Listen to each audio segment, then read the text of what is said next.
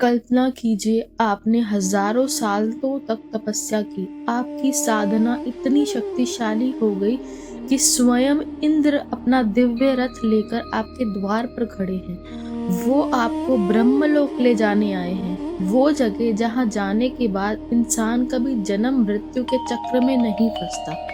लेकिन आप उन्हें मना कर देते हैं। आप कहते हैं अभी नहीं, मुझे किसी का इंतजार है। वो कौन था जिसके लिए एक ऋषि ने मोक्ष को भी वेटिंग लिस्ट में डाल दिया?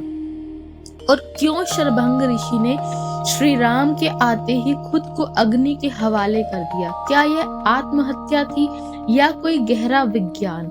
आज सनातन का प्रचार पर हम वाल्मीकि रामायण के अरण्य कांड के उस पन्ने को खोलेंगे जो आपको त्याग और उपलब्धि की एक नई परिभाषा सिखाएगा।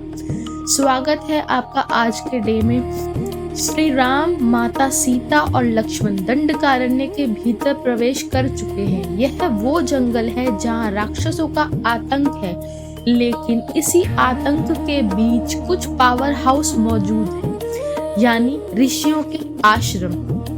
वाल्मीकि रामायण के अरण्य कांड सर्ग 5 में वर्णन आता है कि जब श्री राम शरभंग ऋषि के आश्रम के पास पहुंचे तो उन्होंने एक अद्भुत दृश्य देखा।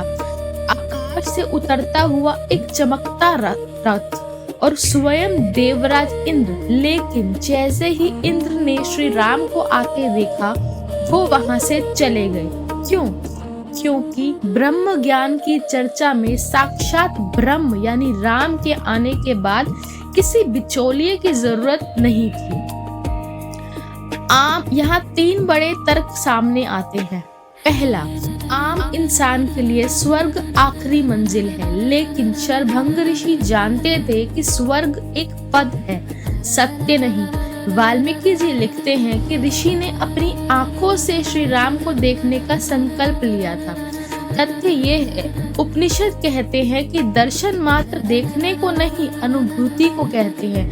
ऋषि अपनी साधना को श्री राम की उपस्थिति में वैलिडेट करना चाहते थे। दूसरा, ऋषि ने श्री राम से कहा, मेरी सारी तपस्या के पुण्य आप ले लीजिए। अब सोचिए, क्या भगवान को पुण्य चाहिए? नहीं। यहाँ साइकोलॉजिकल फैक्ट है। यह है कि जब हम किसी से प्रेम करते हैं तो अपनी सबसे कीमती चीज उसे दे देना चाहते हैं। ऋषि ने अपना अहंकार कि मैंने तप किया है श्री राम के चरणों में छोड़ दिया। तीसरा, योगाग्नि का विज्ञान। रामायण में लिखा है कि ऋषि ने लकड़ियां नहीं जलाई, उन्होंने योग से अग्नि पैदा की।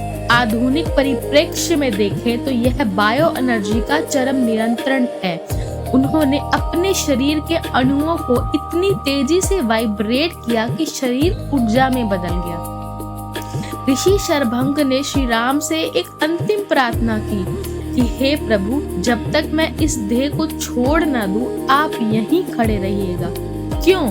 क्योंकि वो अपनी चेतना के अंतिम क्षण में उसी छवि को कैद करना चाहते थे जिसे उन्होंने हजारों साल तक ध्यान में देखा था।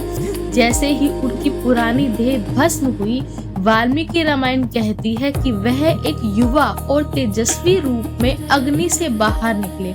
यह मृत्यु नहीं थी, यह ट्रांसफॉर्मेशन था। उन्होंने श्री राम को यह दिखाकर रास्ता साफ कर दिया कि अब ऋषियों का धैर्य समाप्त हो रहा है। इसके तुरंत बाद ऋषियों ने श्री राम को हड्डियों के ढेर दिखाए, उन ऋषियों के जिन्हें राक्षसों ने खा लिया था। शरभंग का जाना एक संकेत था कि हे राम, अब धनुष उठाइए। शरभंग ऋषि की कहानी हमें सिखाती है कि जीवन की सार्थकता इसमें नहीं है कि आपने कितना इकट्ठा किया, अपना तपस्या या पुण्य, बल्कि इसमें है कि आपने सही समय पर उसे किसके लिए त्याग दिया। क्या आप अपने छोटे छोटे स्वर्ग को यानी कंफर्ट जोन को एक बड़े लक्ष्य के लिए छोड़ने के लिए तैयार हैं? कल हम मिलेंगे अगले वीडियो में, जहां हम शरभंग ऋषि के शिष्य सुतीक्ष्ण ऋषि की कहानी सुनेंगे। वो शिष्य जिसने गुरु की आज्ञा पालने के लिए अपनी सुध बुध खो दी थी। अगर आपको शरभंग ऋषि का यह तार्किक विश्लेषण पसंद आया तो तो इस वीडियो को उन लोगों के साथ शेयर करें जो रामायण को सिर्फ कहानी नहीं मानते। चैनल को सब्सक्राइब करें और सनातन का प्रचार परिवार का हिस्सा बने।